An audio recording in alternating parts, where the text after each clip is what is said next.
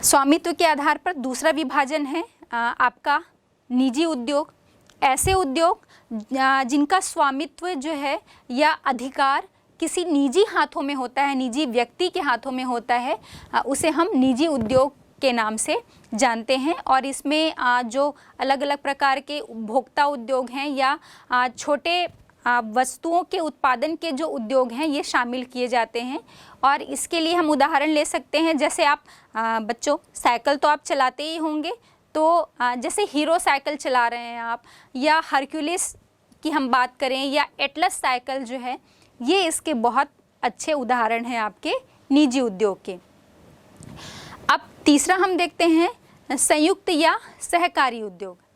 जब दो या दो से अधिक व्यक्तियों के द्वारा या किसी संस्था के द्वारा उद्योग की स्थापना की जाती है तो हम उसे संयुक्त या सहकारी उद्योग के नाम से जानते हैं।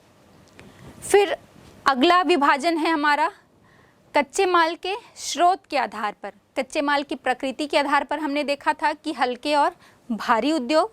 अब कच्चे माल का सोर्स भी अलग अलग हो सकता है। अभी हमने बात की थी वन से या कृषि से संबंधित उत्पाद, खनिज से संबंधित, तो उसी आधार पर कच्चे माल के सोर्स के आधार पर इसका वर्गीकरण किया गया है। और इसमें पहला है आपका कृषि पर आधारित उद्योग। ये उद्योग जो है वो ऐसे होते हैं जो कच्चा माल कृषि से संबंधित उत्पादों से प्राप्त करते हैं। जैसे आपका पटसन उद्योग की हम बात करें या जूट उद्योग की बात करें, सूती वस्त्र उद्योग के लिए कपास की आवश्यकता होती है जो कृषि से प्राप्त होती है। और पटसन या जूट उद्योग के लिए जो कच्चा माल है वो जूट के पौधे से प्राप्त किया जाता है। चीनी उद्योग से हम सभी परिचित हैं। चीनी उद्योग के लिए चीनी जो है वो गन्ने से बनती है और गन्ना एक कृषि उत्पाद है। तो ये सारे उद्योग जो हैं वो कृषि पर आधारित उद्योग कहलाएंगे। दूसरा आपका है खनिजों पर आधारित उद्योग। तो ऐसे उद्योग जो कच्चा माल खनिज अयस्क से प्राप्त करते हैं या खनिज आधारित होते हैं, उन्हें हम खनिज आधारित उद्योग कहते हैं। जैसे कि लोहा इस्पात उद्योग। स्वाभाविक है, लोहा इस्पात जो है वो उसके लिए लौह अयस्क खनिज हमें भूगर्भ से निकाल कर हम इसे प्राप्त करते हैं।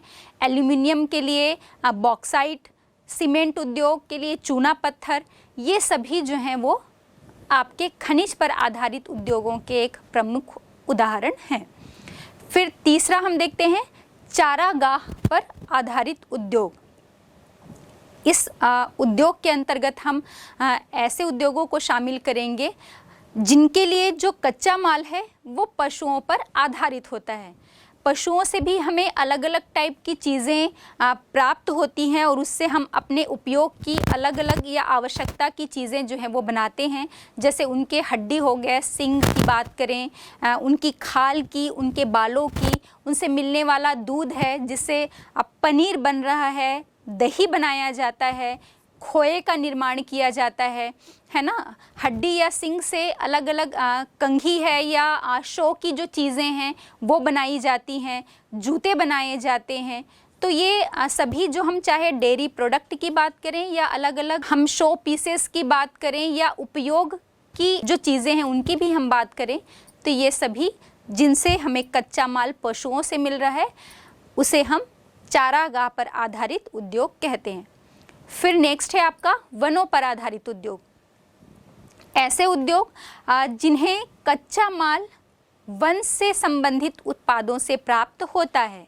अब वो क्या है बच्चों, आप लिखते किस में है, अपनी कॉपी में, और आपको पता है कि वो कॉपी में जो कागज़ है, जो पेपर है, वो उसके लिए कच्चा माल जो है वो आपके वनों से प्राप्त होता है, बांस से, है ना।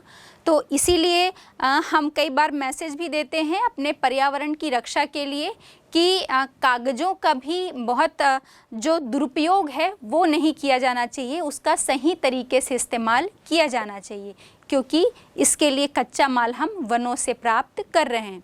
इसके अलावा हम देखते हैं चमड़ा उद्योग है, इसकी बात करें, या अलग अलग प्रकार की आप अपने घरों में भी उपयोग करते हैं। जो टोकरियाँ देखते हैं, सूपा जो हम बात करें, तो ये सभी इन चीज़ों के लिए कच्चा माल जो है वो हमें वनों से प्राप्त होता है। अब हम देखते हैं उद्योगों के वर्गीकरण के बाद हमने बात की कि अलग अलग मतलब उसके स्वामित्व के आधार पर बात की जैसे, या कच्चा माल के आधार पर, उनकी उपयोगिता के आधार पर।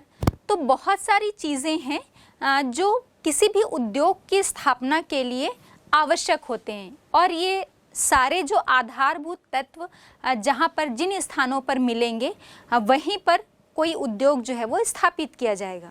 और इसमें भी सबसे महत्वपूर्ण यदि हम बात करें तो कच्चा माल, कोई भी उद्योग किसी न किसी कच्चा माल पर आधारित होता है, उसी आधार पर उस उद्योग की स्थापना की जाएगी। तो महत्वपूर्ण जो तत्व है कच्चा माल, फिर तैयार माल, और कच्चे माल को मंगाने के लिए और तैयार माल को भेजने के लिए परिवहन की आवश्यकता होती है। वहाँ काम करने के लिए, उद्योगों में काम करने के लिए श्रम की आवश्यकता होती है, और सबसे महत्वपूर्ण आपके पास उसके लिए पूंजी होनी चाहिए।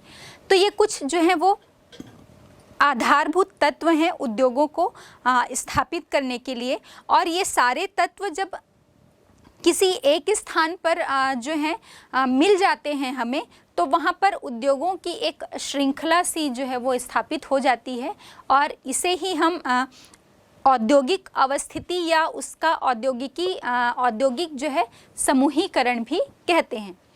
तो पहले हम देख लेते हैं औद्योगिक समूहीकरण को। पढ़ने से पहले हम जान लेते हैं कि उद्योगों की स्थापना के लिए कौन कौन से जो तत्व हैं या कारक हैं जो उसकी स्थापना को प्रभावित करते हैं। तो पहले हम बात कर लेते हैं भौगोलिक कारक के विषय में, जिसके अंतर्गत हम देखते हैं कच्चा माल।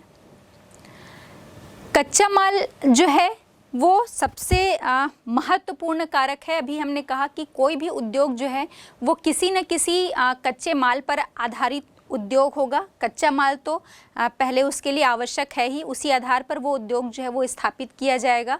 ये हम कह सकते हैं कि किसी भी स्थान पर मिलने वाला जो कच्चा माल है वो किसी उद्योग के लिए एक चुंबक का कार्य जो है करता है। कोई कच्चा माल कहीं पर मिल रहा है तो वो आकर्षित करता है कि वहाँ पर वो उद्योग जो है वो स्थापित किया जाए। और हम ये देखते हैं कि जिन उद्योगों में जो तैयार माल है, निर्मित माल है, उन वस्तुओं का भार कच्चे माल की तुलना में कम होता है। तो वो ऐसे जो उद्योग हैं वो कच्चे माल वाली जगह पर या कच्चे माल के सोर्स के स्थान पर जो है स्थापित किए जाते हैं, क्योंकि तैयार माल का कोई वजन है नहीं या कच्चे माल की अपेक्षा वो कम वजन का है। तो कच्चे माल को आयात करने में अधिक लागत आएगी, और तैयार माल को बाजार तक भेजने में लागत जो है वो परिवहन लागत कम व्यय करना पड़ेगा या कम पड़ेगा। तो इस कंडीशन में या इस स्थिति में हम देखते हैं कि जहाँ पर भी भारहास वाला जो क्षेत्र उद्योग होता है या उसमें जो कच्चा माल उपयोग किया जाता है, तो ऐसे उद्योग जो हैं वो कच्चे माल की प्राप्ति वाले स्थान पर जो है स्थापित किए जाते हैं। विशेषकर हम लौह इस्पात उद्योग की बात करें तो हम ये देखते हैं चूँकि अयस्क बहुत भारी होता है, तो इन उद्योगों को जहाँ पर लौह अयस्क की प्राप्ति हो रही है या कच्चे माल की जो प्राप्ति हो रही है, उन्हीं स्थानों पर लगाने की कोशिश की जाती है। लौह इस्पात उद्योग के अलावा हम देखते हैं चीनी उद्योग। चीनी उद्योग के लिए गन्ना जो है वो एक कच्चा माल है, और हम देखते हैं कि लगभग 100 किलो गन्ना जो है उसका उपयोग करके हम लगभग 12 किलोग्राम जो है वो चीनी उत्पादित करते हैं। तो गन्ने को दूसरे स्थान से लाने में जो है वो लागत अधिक आएगी, परिवहन व्यय अधिक पड़ेगा, और उसकी अपेक्षा चीनी को फिर हम दूसरे स्थानों पर बाजार वाले स्थानों पर भेजेंगे तो उसमें हमें परिवहन व्यय जो है वो कम करना पड़ेगा। तो चीनी उद्योग को भी हम देखेंगे कि वो जहाँ पर कच्चा माल या गन्ना जो है वो अधिक उत्पादित किया जाता है, उन्हीं क्षेत्रों में चीनी उद्योग की भी स्थापना की जाएगी। दूसरा इसको प्रभावित करने वाला औद्योगिक अवस्थिति को आपका शक्ति है या विद्युत की हम बात करें ऊर्जा की बात करें हम, तो ऊर्जा या शक्ति जो है वो उद्योगों की स्थापना को प्रभावित करने वाला एक महत्वपूर्ण फैक्टर है या कारक हम कह सकते हैं, क्योंकि उद्योगों में जो मशीन लगाए जाते हैं या मशीनों का जो इस्तेमाल किया जाता है, उनको चलाने के लिए किसी न किसी शक्ति की आवश्यकता होती है। वो शक्ति फिर कोयले से प्राप्त विद्युत हो सकता है, या हम कहें कि जल विद्युत हो सकता है, किसी भी प्रकार, मतलब उस शक्ति के अलग अलग रूप हो सकते हैं, लेकिन मशीनों को चलाने के लिए, उन्हें गति प्रदान करने के लिए शक्ति या ऊर्जा की आवश्यकता तो होती ही है। तो जिन उद्योगों में हम देखेंगे कि हमें शक्ति का या ऊर्जा का उपयोग अधिक किया जाता है, तो वो उद्योग स्थापित करने से पहले वहाँ पर आसपास जो है शक्ति के जो प्रमुख केंद्र हैं, ऊर्जा के प्रमुख केंद्रों की भी हम अवस्थिति को देख लेते हैं, ताकि वो हमें सुलभ रूप में प्राप्त हो जाए।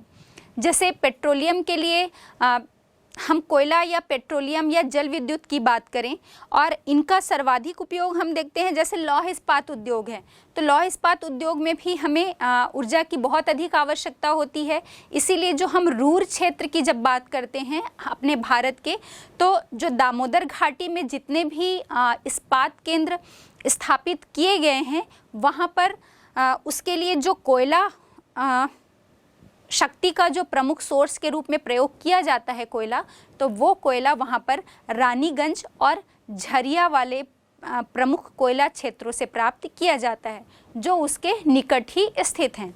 इसलिए ये जो जमशेदपुर, या हम ये बात करें कि दामोदर घाटी क्षेत्र के जितने भी इस्पात केंद्र हैं, वो शक्ति केंद्रों के निकट ही स्थापित किए गए हैं। तीसरा इसका प्रमुख फैक्टर है आपका श्रम या लेबर।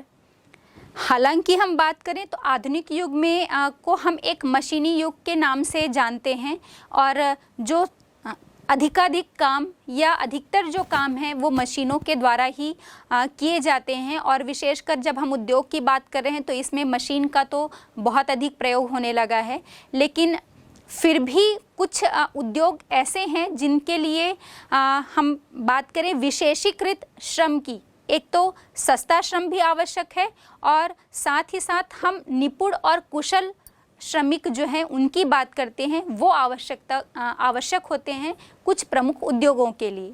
जैसे चाय उद्योग स्थापित किया जा रहा है, तो चाय के बागानों में कार्य करने के लिए सस्ते और कुशल श्रम की आवश्यकता होती है। जैसे फिरोजाबाद में शीशा उद्योग जो है, कानपुर के चर्म उद्योग की हम बात करें, लुधियाना में होजियरी उद्योग की बात करें, या जालंधर और मेरठ में जो प्रमुख रूप से खेलों का सामान बनाने के उद्योग स्थापित किए गए हैं, इनके लिए मतलब इनकी स्थापना का एक प्रमुख कारण ही जो है वो सस्ते और कुशल श्रमिक की उपलब्धता है। फिर नेक्स्ट हम बात करते हैं परिवहन एवं संचार। परिवहन एक प्रमुख फैक्टर है उद्योग की स्थापना के लिए। अभी जैसे हमने बात की थी कि कच्चे माल को मंगाने के लिए उद्योग तक, और उन उद्योगों में जो माल तैयार किया जा रहा है उस निर्मित माल को बाजार तक पहुंचाने के लिए परिवहन की बहुत अधिक आवश्यकता है। और विशेषकर उन परिस्थितियों में जब कोई चीज़ जो है या कोई सामान जल्दी ख़राब होने वाला है, तो उसे बाज़ार तक हमें पहुंचाने की, शीघ्र से अतिशीघ्र जो है बाज़ार तक पहुंचाने की तीव्रगामी परिवहन साधन की आवश्यकता होती है। और साथ ही साथ हम देखेंगे कि चाहे कच्चे माल की बात करें या निर्मित माल की, दोनों को ही उन स्थानों तक पहुंचाने के लिए या उस स्थान से मंगवाने के लिए कम परिवहन व्यय या लागत आनी चाहिए। उस स्थान का हम चयन करेंगे उद्योग की स्थापना के लिए। और एक प्रकार से हम ये कह सकते हैं कि यातायात के जो मार्ग हैं वो एक शिराओं के रूप में होते हैं। हमारे शरीर में भी जो शिराएं होती हैं जिनसे होकर उनकी धमनियों से हम देखते हैं कि रक्त का संचार, ब्लड जो है वो फ्लो होता है।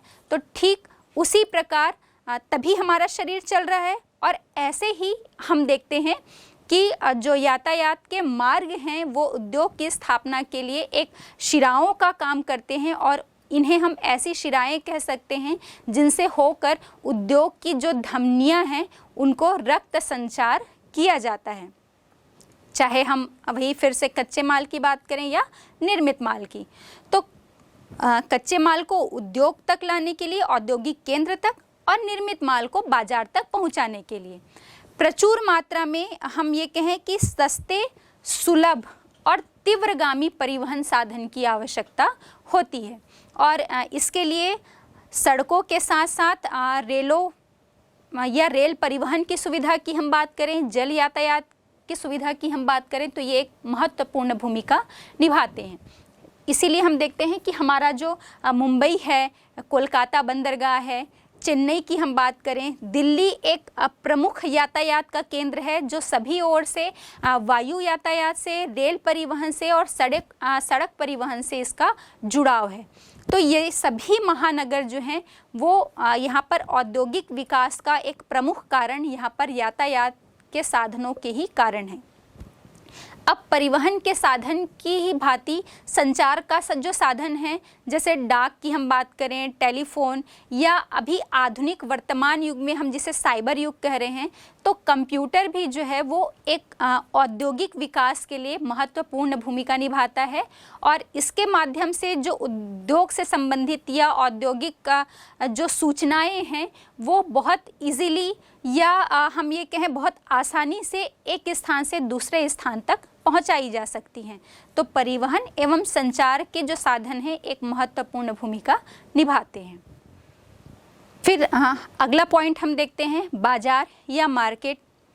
उद्योग का विकास तभी होगा जब उसे आसपास किसी न किसी बाजार की सुविधा उपलब्ध होगी।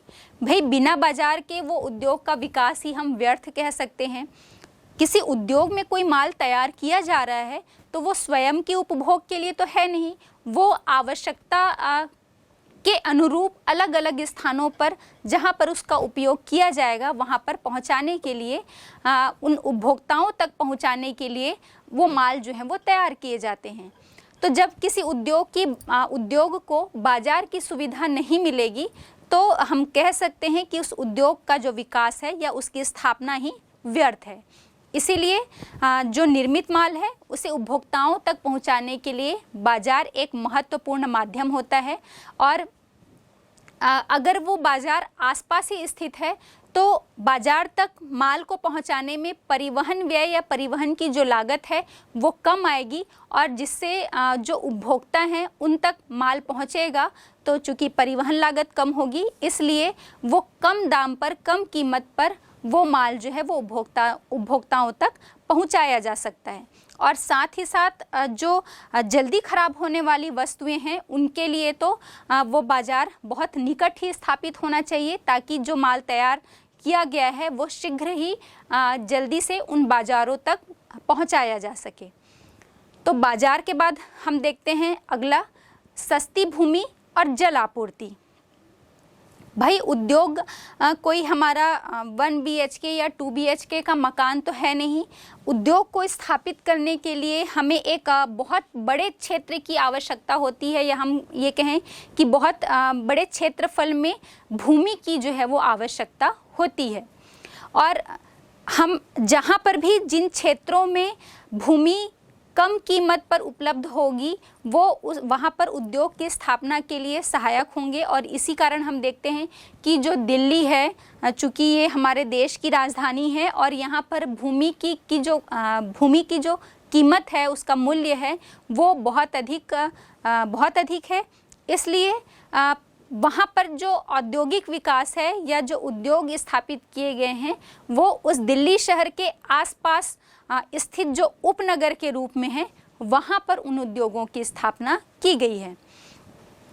अब हम देखते हैं जैसे भूमि के साथ साथ, सस्ती भूमि के साथ साथ हमें जल की आपूर्ति की भी आवश्यकता होती है। जैसे बहुत सारे उद्योग हैं, हम लौह इस्पात उद्योग की बात करें तो वहाँ पर अयस्क को शोधन करने के लिए, साफ़ करने के लिए, फिर हम बात कर लें आपका जो जूट उद्योग है तो वहाँ पर जूट उद्योग में भी जूट के जो रेशे होते हैं उन्हें सड़ाने के लिए और उसके बाद फिर उन्हें साफ़ करने के लिए बहुत अधिक मात्रा में जल की आवश्यकता होती है।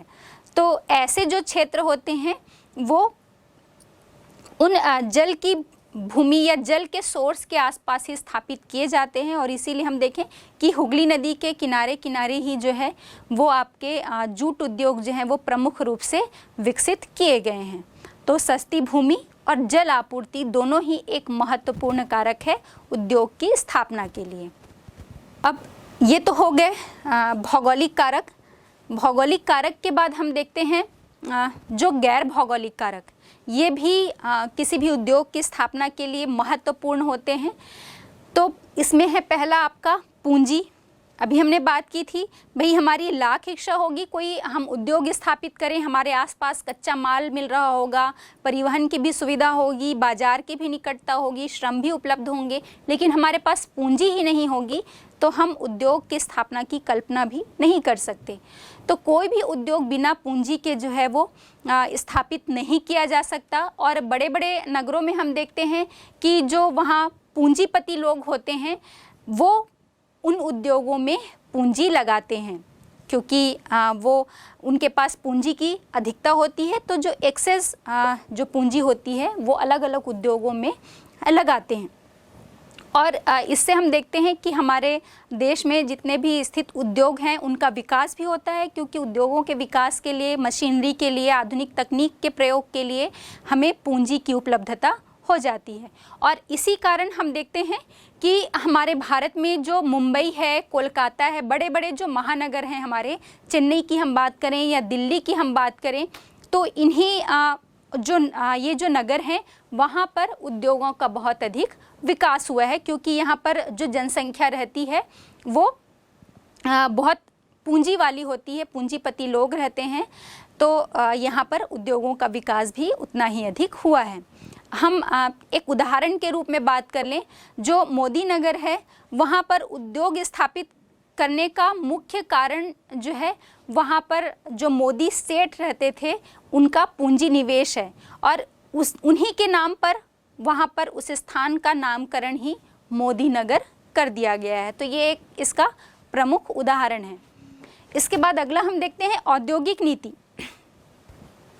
हम भारत जैसे विकासशील देश की बात करें तो यहाँ पर लोकतांत्रिक या प्रजातांत्रिक अर्थव्यवस्था है, और यहाँ पर उद्योगों की अवस्थिति का या स्थापना के लिए उस उद्योगों के चयन के लिए हम कहें कि अंतिम रूप जो है वो वहाँ पर जो सरकारी नीतियाँ, जो पॉलिसीज़ बनाई जाती हैं और वहाँ पर जनता की मांग पर निर्भर करता है। इसीलिए हम देखते हैं कि व्यवहार में जब उद्योगों की स्थापना की जाती है तो जहाँ पर भी हम ऐसे देखेंगे बहुत सारे ऐसे उद्योग होते हैं जिनके लिए शासन या सरकार जो है वो उद्योगों की स्थापना के लिए अलग अलग प्रलोभन देते हैं या ऐसी नीतियाँ बनाई जाती हैं जिसमें उन्हें करों में छूट दी जाती है, और इसी आधार पर जो बहुत सारे उद्योग हैं वो स्थापित किए जाते हैं। विशेषकर हम अपने छत्तीसगढ़ में बात करें तो जो भिलाई इस्पात संयंत्र है हमारा, और जब हम उत्तरी ओडिशा में स्थित जो राउरकेला है वहाँ पर इस्पात कारखाना स्थित है, ये दो एक प्रमुख उदाहरण हैं जिनका प्रमुख उद्देश्य वहाँ पर औद्योगिक नीति के तहत औद्योगिकरण के विकास के कारण इनकी स्थापना की गई थी। अब हम अगला पॉइंट देखते हैं, जो औद्योगिक जड़त्व या हम इसे प्रारंभिक संवेग के नाम से भी जानते हैं। ये एक ऐसा कारक है जिसमें हम देखते हैं कि कुछ उद्योग ऐसे होते हैं जो विशेष परिस्थितियां, चाहे वो भौगोलिक परिस्थितियां हों या वहाँ पर मिलने वाली मानवीय परिस्थितियां हों, उनके कारण जो है वो विकसित होते हैं। और वहाँ पर जब ये भौगोलिक परिस्थितियां या वो जो भी विशेष परिस्थिति जिसके कारण वो उद्योग विकसित हुआ है, अगर वो समाप्त भी हो जाता है तब भी ये उद्योग वहाँ पर अपने स्थिति पर बने रहते हैं। इसका एक प्रमुख उदाहरण हम बात कर लेते हैं, अलीगढ़ का जो ताला उद्योग है और जबलपुर में बीड़ी उद्योग, ये दोनों इसके प्रमुख उदाहरण हैं। अब अगला हम देखते हैं बैंकिंग सुविधा। बच्चों, आपको पता है कि जहाँ पर भी उद्योग धंधे विकसित होंगे तो उन उद्योगों का डेली है ना, रोज का जो है वो करोड़ों का व्यापार होता है, लेन देन होता है। तो ये जो लेन देन है या व्यापार है ये बैंकों के द्वारा ही संभव हो पाता है। तो जिन क्षेत्रों में बैंकिंग से संबंधित बहुत अच्छी सुविधाएं उपलब्ध होती हैं वो वहाँ पर उद्योग के विकास के लिए सहायक होती हैं। फिर अगला हम देखते हैं बीमा या बीमा की सुविधा। जो बड़े बड़े उद्योग हैं वहाँ पर हम देखते हैं और अपने समाचार पत्रों में भी हम ये पढ़ते हैं और न्यूज़ चैनल में भी हम लगातार देखते हैं कि अक्सर ये दुर्घटनाएं सुनने में आती हैं कि फलाना उद्योग में इतने श्रमिक जो हैं वो मारे गए या वहाँ की मशीनरी को इतनी क्षति हुई। तो ये आम बात है कि जो बड़े उद्योग होते हैं वहाँ पर आए दिन श्रमिक जो हैं वो दुर्घटना के शिकार हो जाते हैं और भारी मशीनों को अचानक किसी कारण से क्षति पहुँच जाती है, उनका नुकसान हो जाता है। तो इन सभी परिस्थितियों के कारण जो है उन उद्योगों का बीमा होना या बीमा की सुविधा होना बहुत आवश्यक है और वो उस उद्योग के लिए बहुत सहायक होते हैं। इसके बाद हम अगला देखते हैं राजनैतिक स्थिरता। राजनैतिक स्थिरता जो है वो किसी भी उद्योगपति को किसी क्षेत्र विशेष में उद्योग के विकास के लिए बहुत सहायक होता है, क्योंकि कोई भी उद्योगपति यही चाहेगा कि जिन देश में या प्रदेश या क्षेत्र की हम बात कर रहे हैं वहाँ पर राजनैतिक रूप से स्थिरता बनी रहे, बहुत ज़्यादा उथल पुथल की स्थिति ना हो। क्योंकि ये तो एकदम आम बात है और बच्चों आप सभी भी परिचित होंगे कि जो नई गवर्नमेंट आती है, नई नई सरकार जो आती है उसके द्वारा हमेशा पहली जो सरकार है उसके द्वारा बनाए गए जो नियम कायदे हैं वो दूसरी सरकार के आने पे बदल दिए जाते हैं। तो जिन क्षेत्रों में इस प्रकार की राजनीतिक अस्थिरता की स्थिति होती है तो वहाँ पर उद्योगपति जो हैं वो उद्योग लगाने से बचते हैं, और जिन क्षेत्रों में राजनीतिक स्थिरता बनी रहती है तो अधिकांश जो उद्योगपति हैं वो उन स्थानों में उद्योग लगाने के लिए आकर्षित होते हैं। तो राजनीतिक स्थिरता भी जो है वो एक महत्वपूर्ण या सहायक सिद्ध होने वाला कारक है। इसके अतिरिक्त हम देखते हैं शासकीय नीतियाँ। शासकीय नीतियों के अंतर्गत जो किसी प्रदेश विशेष में या किसी देश में करों में छूट दी जाती है, कुछ उद्योगों के लिए भूमि उपलब्ध कराई जाती है उद्योगों के विकास को बढ़ावा देने के लिए। तो शासकीय नीतियाँ भी जो हैं वो उद्योग के विकास के लिए बहुत सहायक सिद्ध होती हैं। और इनके अतिरिक्त हम देखते हैं जो हमारी प्राकृतिक और जलवायु संबंधी दशाएं हैं।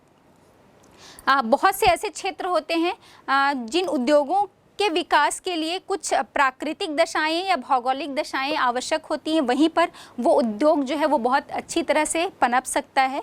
जैसे हम कपास या सूती वस्त्र उद्योग की बात करें तो सूती वस्त्र उद्योग इसीलिए हमारे देश में विशेषकर जो समुद्र तटीय क्षेत्र हैं, चाहे हम मुंबई की बात करें, गुजरात की बात करें, कोलकाता की बात करें, इन्हीं क्षेत्रों में या तमिलनाडु जो भी समुद्र तटीय क्षेत्र हैं वहाँ पर बहुत अधिक विकसित हुए हैं, क्योंकि ये जो तटीय क्षेत्र हैं यहाँ की जलवायु नम जलवायु होती है। यहाँ के एटमॉस्फेयर में ह्यूमिडिटी या आर्द्रता जो है वो बहुत अच्छी मिलती है, जो यहाँ पर धागों को टूटने में, वो धागों को टूटने नहीं देती। अगर कहीं पर किसी स्थान की जलवायु जो है वो शुष्क है तो वहाँ पर जो धागे हैं वो बहुत जल्दी टूट जाते हैं, और नम जलवायु जो है वो उसके धागों की मजबूती को बनाए रखने में या नहीं टूटने में बहुत सहायक होती है।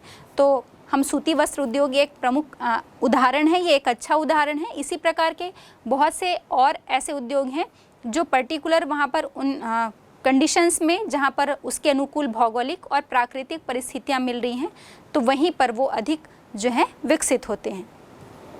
तो ये हो गई बात हमारे किसी भी स्थान पर उद्योग के स्थानीकरण के लिए या स्थापना के लिए जो ये फैक्टर्स हैं जो प्रभावी होते हैं या उस उद्योग की स्थापना के लिए सहायक होते हैं।